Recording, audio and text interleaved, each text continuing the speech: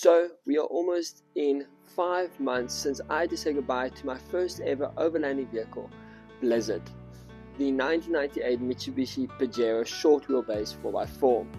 And I thought, what a better way to look back at where we came from than go back to our first ever video where I took you guys through the Mitsubishi Pajero and see how I started camping and how I'm camping now. So grab yourselves a cold one or a cup of coffee. I'm Daniel and you're watching AdventureSparks. Let's get into this. Alright, I hope you guys are all comfy. Let's get started.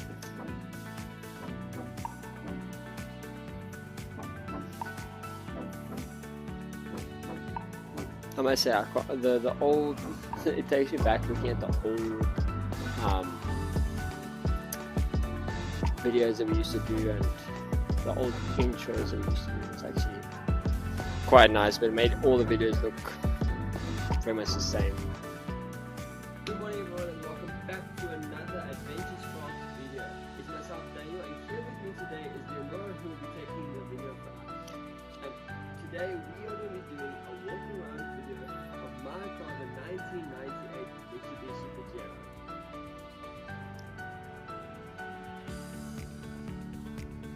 Now for those of you who have been with us from the very beginning, you will know that we've done the exact same video on my father's car, the 2005 Toyota Corolla, and you guys really seem to like that, seeing how we do our setup.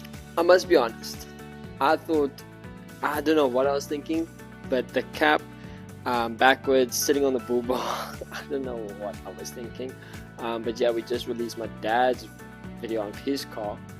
If you want to go check it out, you can have a look here. And yeah, everyone seemed to enjoy seeing how we set up my dad's car, so I thought, why not go to mine. Mine isn't really, it wasn't as set up as my dad's, but his is over, gosh, 5 years of camping that he's now built it up to what it is, whereas mine was maybe a year and a half.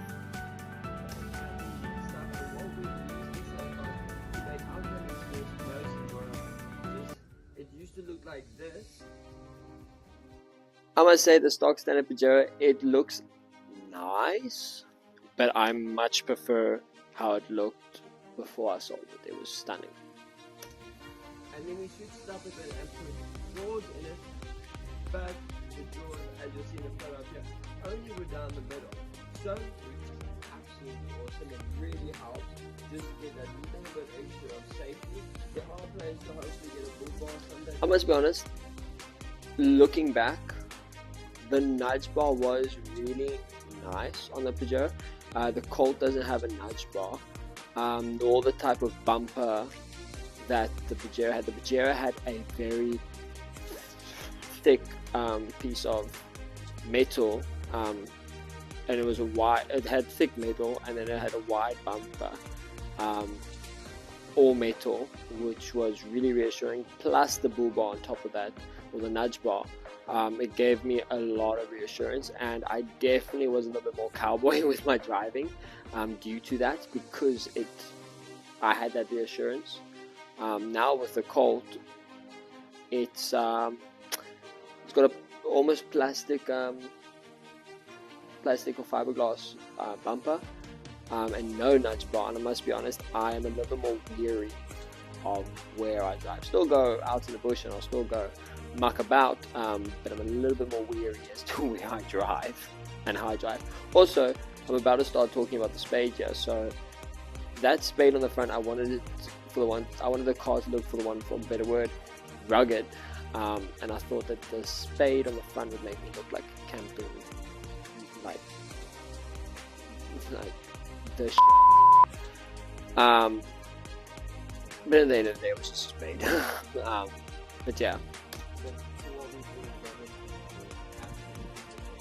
and then we got the amazing little spade that we got on the front here, just to be used for whatever we normally use it to put out the fires that we make at our campsites, or just for digging out the cars if they ever get stuck in mud, which wood has not happened. And that radio is still on the Mitsubishi Colt today. I've used the same radio in the Colt radio, except I haven't mounted it to the bumper. I've now mounted it to the bonnet. It is a little bit dirty still, but did try to clean it up as best we can. It did go to the mud on our last trip, which looked like that. I gotta say, I do love me some mud.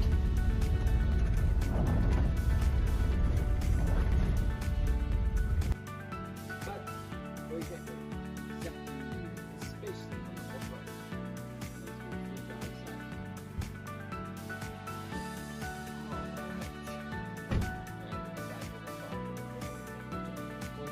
off-road. I must be honest, looking at it now, there's not much difference with regards to the driver's cockpit in the Colt versus the cockpit for the Colt and the Pajero are somewhat similar.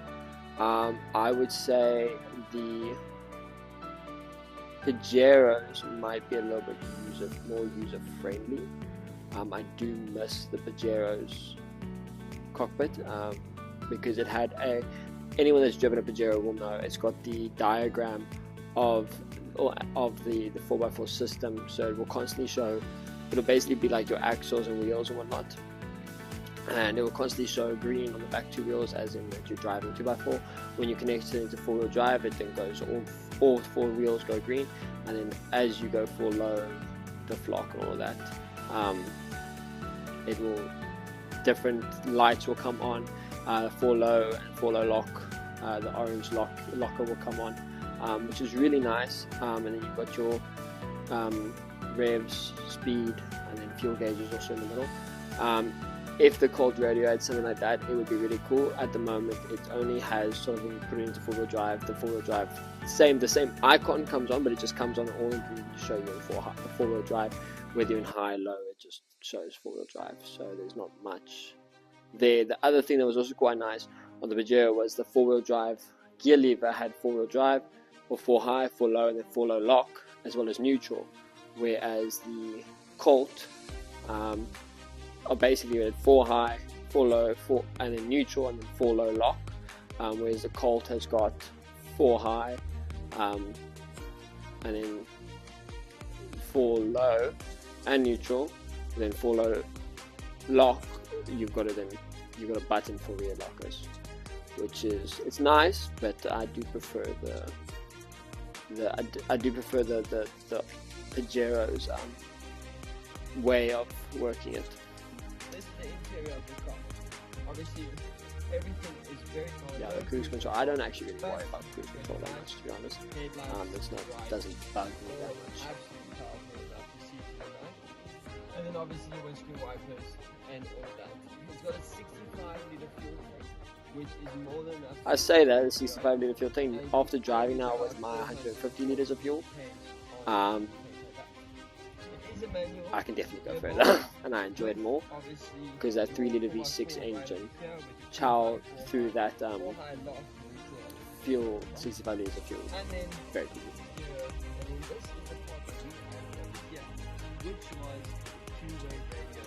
We wanted to do that same sort of way of putting it, and then in the Colt, but it just wouldn't work out. So we've now mounted it to the side, the passenger side, like you've seen.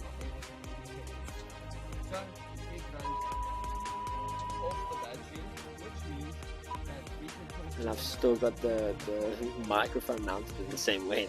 God.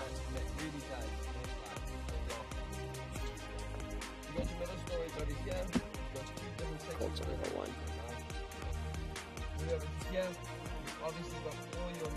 I said amazing dials. None of them worked. So the thermometer didn't work.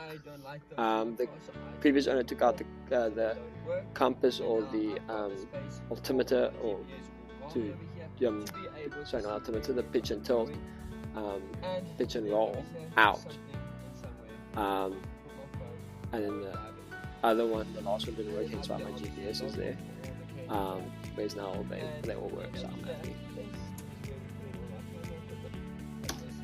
I've stopped where I'm talking about the yes I do crafting. I must be honest. Okay, hold up. Let's talk. So that was a yes I do little Bluetooth thing, and the day I bought that and put it into the car, I I've always had a love for music, camping trips, driving in town. I would just love music.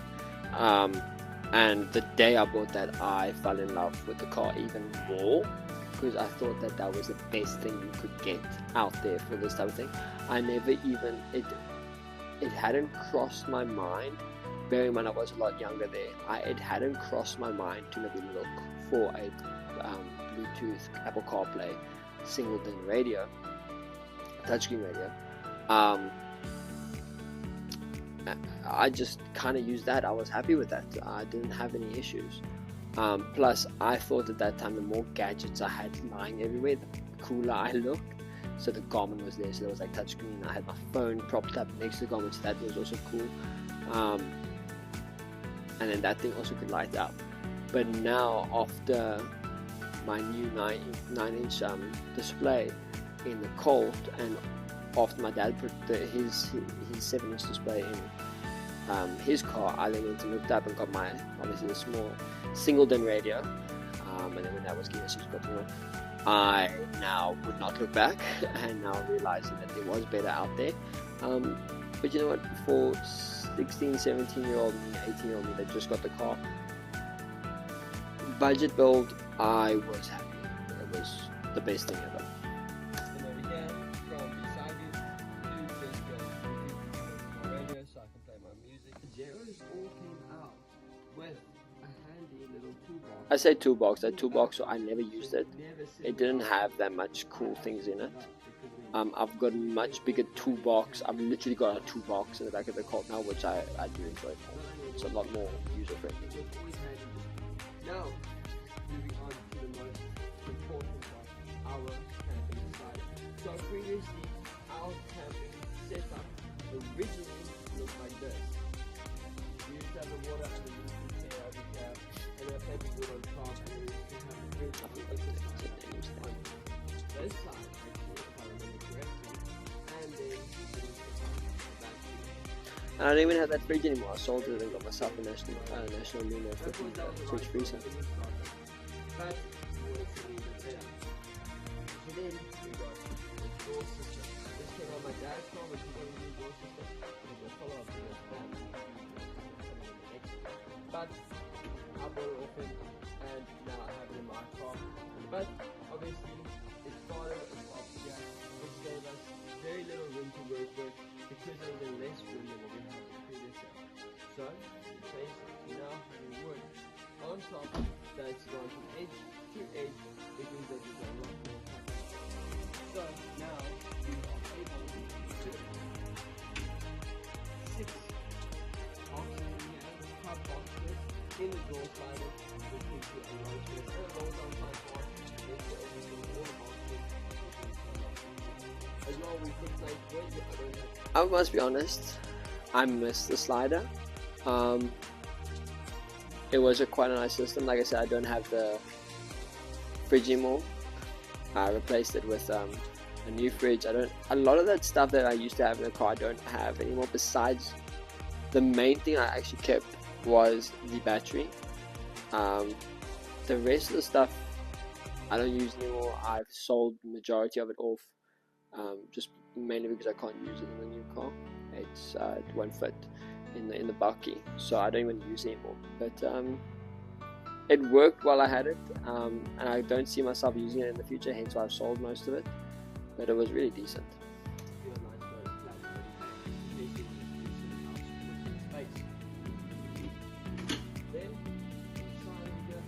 To get to that jack, I thankfully never had to use that jack, but I knew I would have struggled to get to that jack.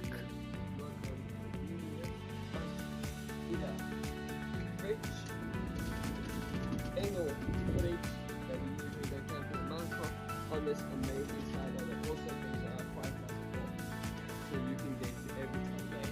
Now I've got this replaced with marketplace as well as the product only goes 65 minutes, as I said before, more than enough to get you ready to go. But when you make longer trips where it's still isolated and it's not as easy to stuff along the way, I must say those fuel tanks were very decent, but I sold that also with the vehicle. I just left fuel tank holders on the back. I kept the jerry cans for myself in my new vehicle. It was definitely a decent buy before I sold the vehicle. It helped us on the last trip we did with the vehicle.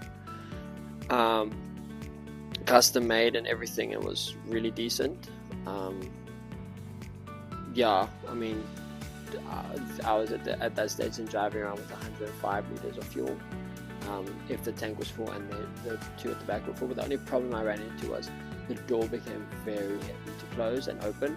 And then my one fear was I didn't want to leave it open for too long in case the engine started to get damaged due to the weight on the back. So you had a spare tire plus then 50 liters of fuel. But other than that, I had no issues.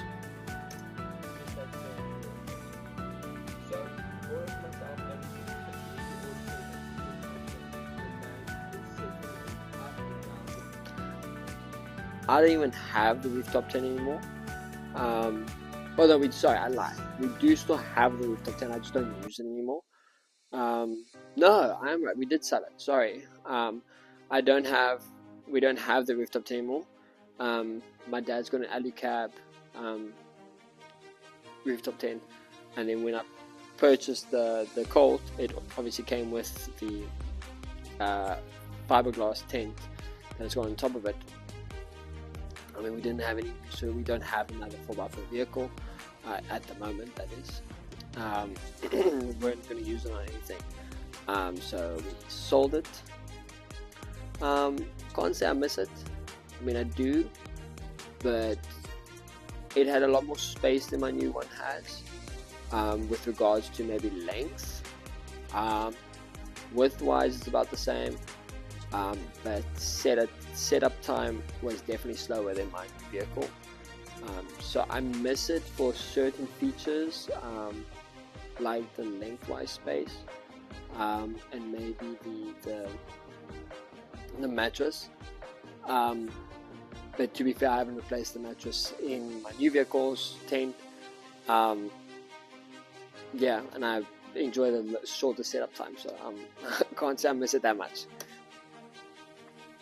And at least on my new vehicle, I don't have to take it on and off. I know it just stays on the vehicle. Whereas with this one, because I was at the stage driving a lot through town, I had to take it on and off and on, and it was a pain. So now I just leave it on, and I know my vehicle's height, and I leave it on. So you have no issues whatsoever.